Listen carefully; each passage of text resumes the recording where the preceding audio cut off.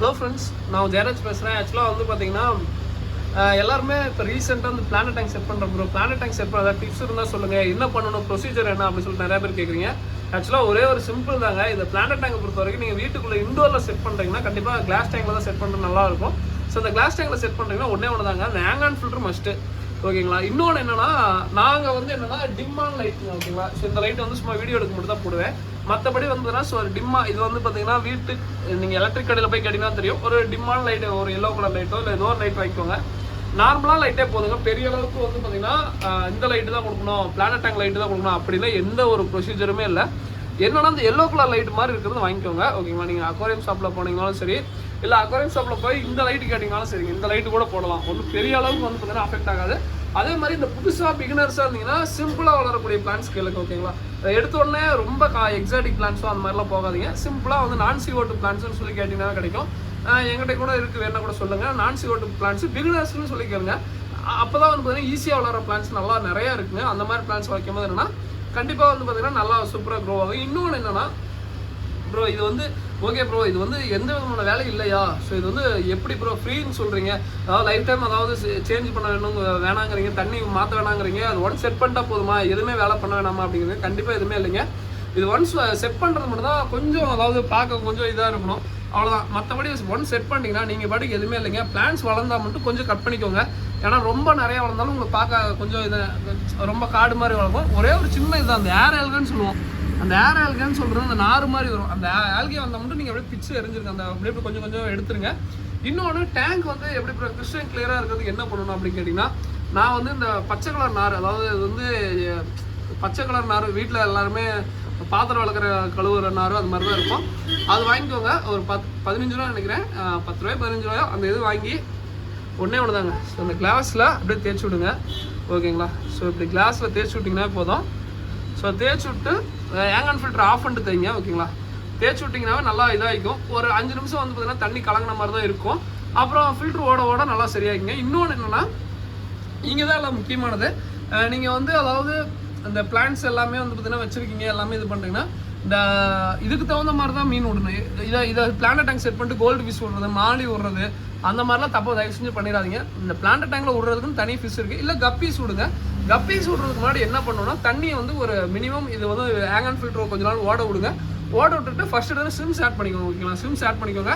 இந்த ரெட் ராம்ஸ்டர் ஸ்டைல்னு சொல்லுவோம், இந்த ஸ்டைல் இருந்தால் விட்டுக்கோங்க. இந்த ஸ்டைல் விடணும்னு தோணுச்சுன்னா விடுங்க. ஸ்விம்ஸ் வந்து பார்த்தீங்கன்னா நல்லா மஸ்டாக இருக்குது, கண்டிப்பாக விடுங்க. ஸ்விம்ஸ் வந்து எதுக்கோசரம் விடுறதுனா, பிளான்ட்ஸ் வந்து ஒன்று வந்து பார்த்தீங்கன்னா இந்த ஆல்கெல்லாம் நல்லா கண்ட்ரோல் பண்ணுதுங்க. உண்மையாக நல்லா சூப்பராக சாப்பிடுது. இன்னொன்று வந்து பார்த்தீங்கன்னா இது அன்எக்ஸ்பெக்டடாக வந்து பார்த்தீங்கன்னா கண்டிப்பாக வந்து பார்த்தீங்கன்னா ஏதோ ஒரு பூச்சி செத்து போகும், இல்லை வந்து பார்த்தீங்கன்னா ஏதோ ஒரு கப்பீஸஸ் ஆகுது, இல்லை வந்து ஏதோ ஒரு ஃபிஷ் டெத் ஆகுதுன்னு வச்சுக்கோங்க. அதை வந்து அப்படியே கம்ப்ளீட்டாக டீகம்போஸ் பண்ணி விட்ருங்க. நீங்கள் வந்து இல்லை ப்ரோ எனக்கு ஃபுட்டு வந்து நிறையா போட்டு தெரியாதனமா அப்படின்னாலுமே ஸ்விம்ஸ் வந்து சாப்பிட்டு நல்லா கண்ட்ரோலாக வச்சுக்கும்.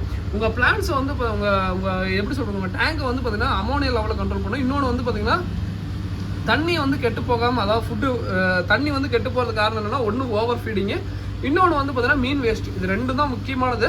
மீன் வேஸ்ட்டுமே வந்து பார்த்தீங்கன்னா அந்த பிளானட் டேங்க் வைக்கும் போது என்னன்னா மீன் வேஸ்ட்லேருந்து வந்து பார்த்தீங்கன்னா பிளான்ஸ் நல்லா க்ரோ ஆகும். இன்னொன்று சம்டைம்ஸ் ஸ்விம்ஸுமே வந்து பார்த்தீங்கன்னா அந்த மீன் வேஸ்ட்டை சாப்பிடும். ஓகேங்களா. ஸோ இதுதான் மேக்ஸிமம் இது ஸ்விம்ஸோட இதுக்கு வந்து பார்த்தீங்கன்னா அது வந்து பார்த்தீங்கன்னா ஆக்சுவலாக ஸ்விம்ஸோட இது வந்து உரம் மாதிரி தான் வச்சுக்கோங்களேன். அது மண்ணா மாதிரி கலந்துரும். அது எப்படின்னு தெரியல. ஸ்விம்ஸோட வேஸ்ட் மட்டும் இப்போ வரைக்கும் எனக்கு வந்து பார்த்தீங்கன்னா பெரிய அளவுக்கு அஃபெக்ட் ஆனது இல்லைங்க. நான் அது வந்து வீட்லேயே ப்ரீட் பண்ணிட்டு இருக்கேன் ஸ்விம்ஸை. எனக்கு ஸ்விம்ஸோட வேஸ்ட் என்ன ஆனால் அப்படியே மண் மாதிரி ஆயிரும், அப்படியே அந்த சாயில் மாதிரி ஆகிக்கும். அதனால பெரிய அளவுக்கு இப்போ வரைக்குமே அஃபெக்ட் ஆனதில்லை.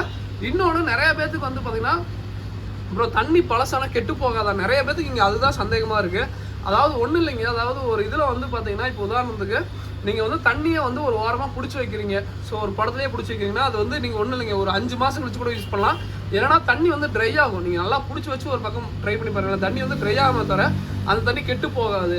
ஆனால் நீங்கள் அதுவே வந்து பார்த்தீங்கன்னா நீங்கள் வந்து ஃபுட்டு நிறையா கொட்டுறது, ஸோ இப்போ மீனோட ஃபுட்டை தூக்கி நிறையா போட்டு விடுவீங்களா, அந்த தண்ணி வந்து பார்த்தீங்கன்னா சீக்கிரம் கெட்டு போயிடும். ஸோ அதனால மட்டும்தான் வந்து பார்த்தீங்கன்னா இதாகும். நீங்கள் பிளானட் டேங்க் செட் பண்ணால் மட்டும் கொஞ்சம் கம்மியாக ஃபுட்டு போடுங்க, அவ்வளோதான். வேறு எந்த இதுவுமே பண்ணணுன்ட்டு இல்லை, கொஞ்சம் கம்மியாக ஃபுட்டு போடுங்க. அதிகமாக போனாலுமே ஸ்விம்ஸ் வந்து சாப்பிட்ருவோம், ஒன்றும் பிரச்சனை இல்லை. ஓகேங்களா. இதுதான் மெயினானது.